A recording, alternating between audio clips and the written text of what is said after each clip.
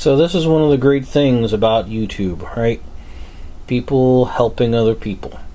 I had a comment from a man named John Fulton. That's right, Fulton. Any relation? I don't know. He knew that this contact is only in there by its own sort of friction fit. And that if you pull it out, there's the contact that I couldn't easily reach. And that's the bit that I wanted to get at to clean. So, huzzah! Alright, so I got it out and I polished it to a mirror finish, and I'll still hit it with the lubricant. And now that it's polished clean and lubricated with the conductive lubricant, I'm going to put it back in.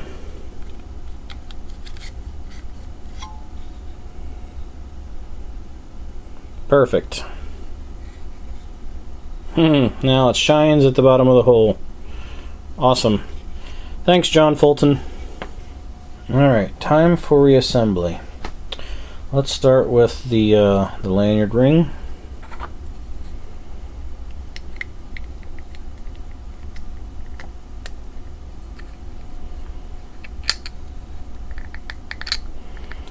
It's a little tight and it's a little sloppy there.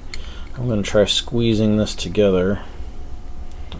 Let's see, will the grip and stick get in there? Yep. Let's see. There we go.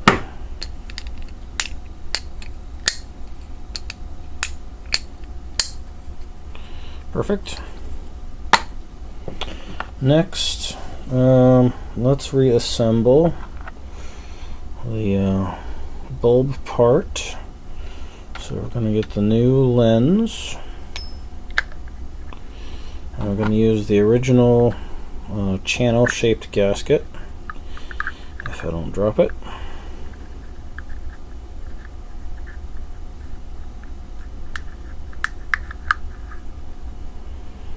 There we go. And we'll start with an original incandescent bulb. So that goes in there. And that goes in there, screws on, holds that in. So there's that part. So let's go to the bottom. And we'll put the spare bulb back in the bottom. And then the spring.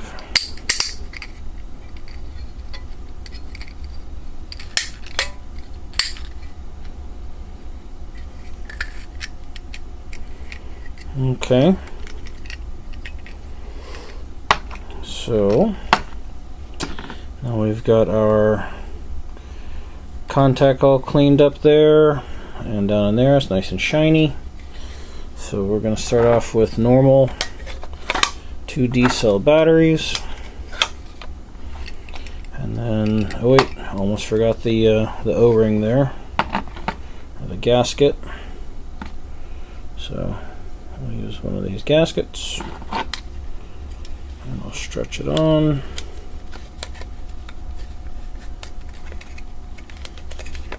There we go. And I'll screw this on the bottom.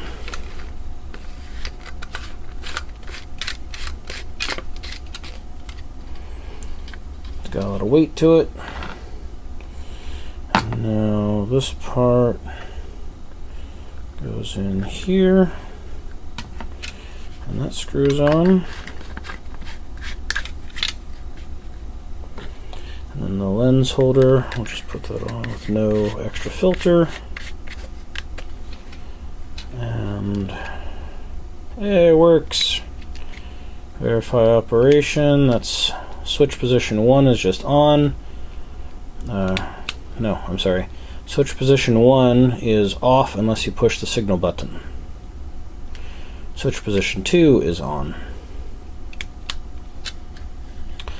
Alright, so now the bottom cap We've got our diffuser and extra color lenses, and I think this is just to protect the lenses. I don't think you're supposed to use that with the light. I'm assuming it would block it, though maybe I'll have to test that.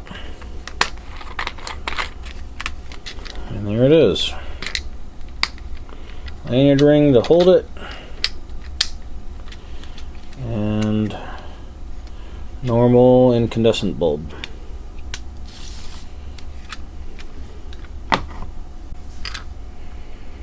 Alright, so let's see how much it weighs with the D-cell batteries. 468 grams. Alright, 468. Now, let's convert it to LED.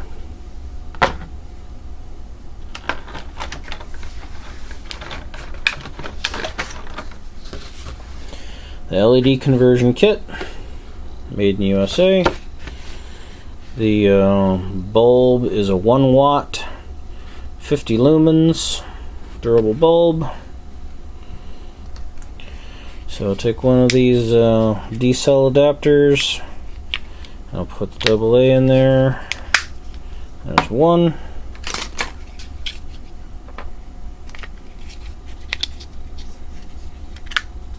There's two. And this is the LED bulb. So step one, take this out, pop out the incandescent bulb, put in the LED.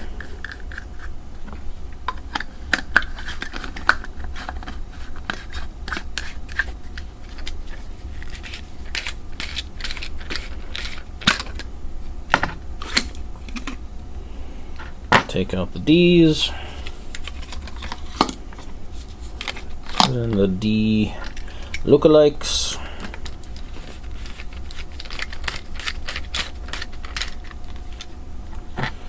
and verify operation. Oh my gosh. Hang on. Okay. Do not look directly into the laser that is this flashlight with that LED. It is way brighter. Hurts my eyes to look at it. Alright, so, big question. How much weight does it save? So, let's find out.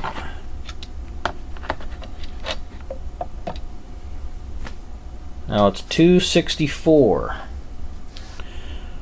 469 minus 264, 205 gram difference. So we'll take 205 divided by 469, 43.7%.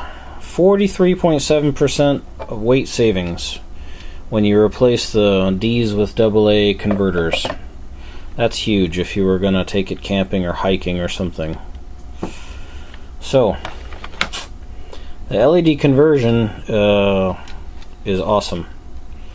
No doubt about that.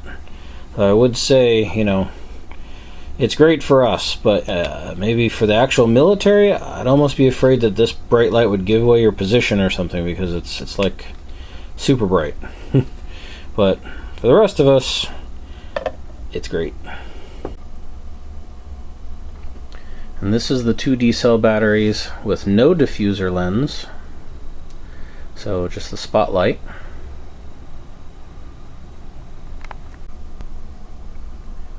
Now this is the 2 D-cell batteries and the diffuser lens put on the front.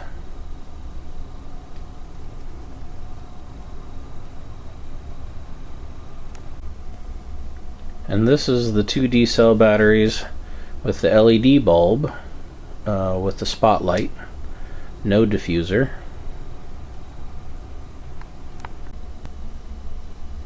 And this is the 2 D-cell batteries with the LED bulb with the diffuser.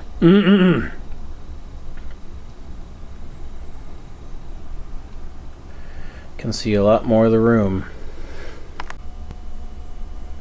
And this is the two AA batteries with the LED bulb and the diffuser.